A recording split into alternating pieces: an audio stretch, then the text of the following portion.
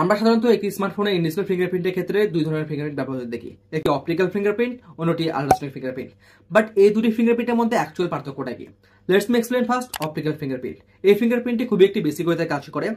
এটি সাধারণত লো mid range থেকে মিড রেঞ্জ বাজেটের স্মার্টফোন সব থেকে বেশি ব্যবহার হয়ে থাকে।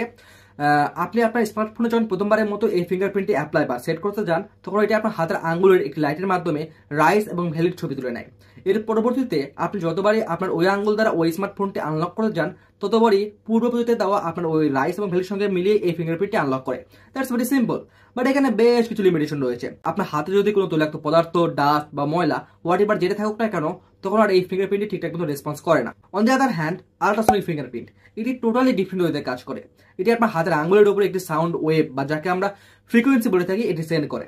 এরপর এটা আপনার হাতের আঙ্গুলের উপর একটি 3D ম্যাপ তৈরি করে। ইভেন এটি আপনার হাতের আঙ্গুলের চামড়ার ভেতরের অংশ পর্যন্ত কাজ করতে পারে। দ্যাটস ওয়াই আপনার হাতের আঙ্গুল যদি কোনো তৈলাক্ত পদার্থ, ডাস্ট বা ময়লা হোয়াট এভার যেটা থাকুক না কেন, তারপরেও এই ফিঙ্গারপ্রিন্ট অনেক অ্যাকুরেট ভাবে কাজ করতে পারে। That's why ultrasonic fingerprint is more reliable, more secure and more faster than optical fingerprint.